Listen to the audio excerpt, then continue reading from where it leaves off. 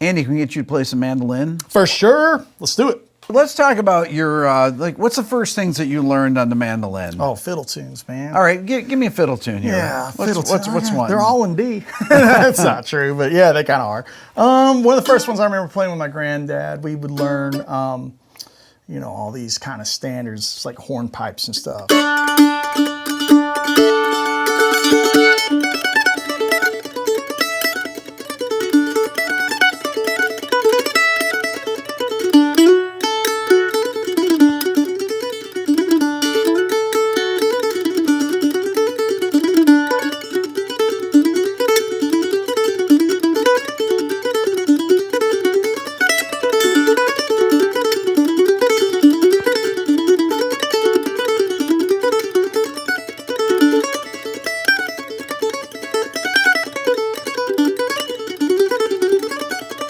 All those kind of tunes, beautiful. You know? Beautiful. Yeah, that's the stuff that we grew up playing on the porch, and then it went to Sam Bush records and all those kind of things. When you do session work and you're playing mandolin, what kind of things do you typically play? What do they want you to play?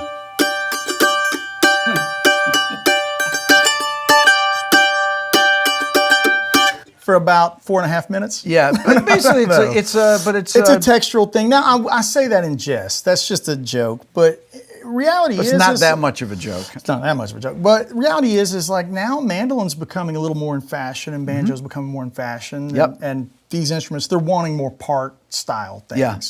And it usually ends up being some kind of cross. With nice dissonances and stuff like that, color stuff like that. You know, you could hear that behind a pop singer. Yes, or absolutely. whatever. It's like that kind of thing. That's really like the bread and butter of the like session mandolin stuff. Same way with like I'm not a bouzouki player. I actually tune it in fifths, which it's not, but that way my hand can do it and the producer still gets the texture that they want. And I know they can't play bouzouki, so they don't know how it's supposed to be tuned. So when you first pull it out earlier before we started recording, we were talking about licks that are hard to play on guitar that are actually easier to play on mandolin. Yeah. For example. So the tuning is fifths, so it's Yep. GDAE, like a violin or fiddle. And actually one of my tunes is The Truth and the Lie, and the album was a double record, and I did the same title track on both sides. Once as a bluegrass tune, once as a fusion tune. And these intervals are really hard on guitar.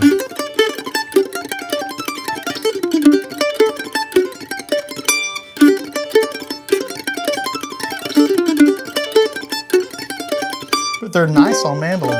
Oh yeah. No bars. Explain that the fourth intervals you don't have to bar. Yeah, on guitar it would look like that. Yes. There would be the B string, right? Yeah. You know, another one that's really on guitar that'd be a nightmare. Oh yeah. Okay, this is the thing I can't understand here, Andy. Yeah. Is like, how do you fit your fingers?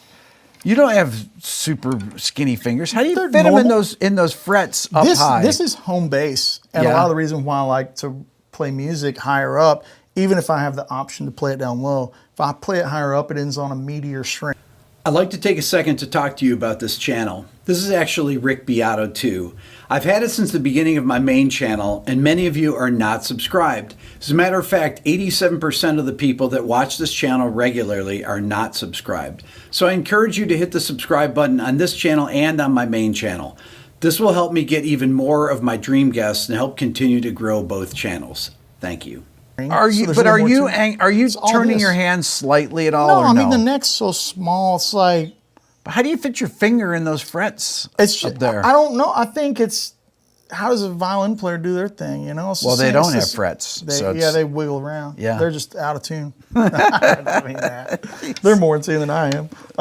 But no, it's to me it's just using the tip. You know, the misconception is people like, I have huge fingers. I could never play that stuff. I'm like, dude, have you seen Brent Mason's fingers or Greg Cox's hands?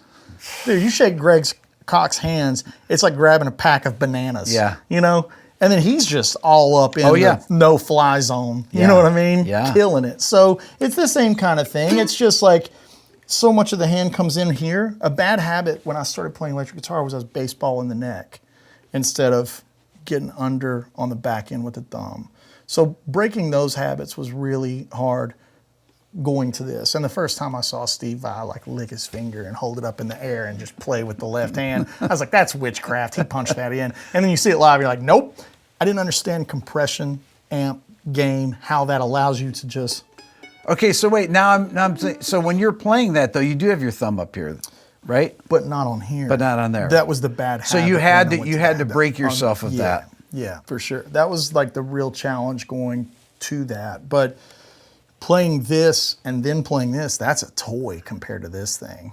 As far as dude, all that, like that tapping thing you were talking about on Instagram, dude, that's easy town compared to this. Like just to get it to be even and in tune and it not sound like I'm going. Yes. Yeah. I can always tell when guitar players play mandolin because it sounds like this. Yes. It's real like,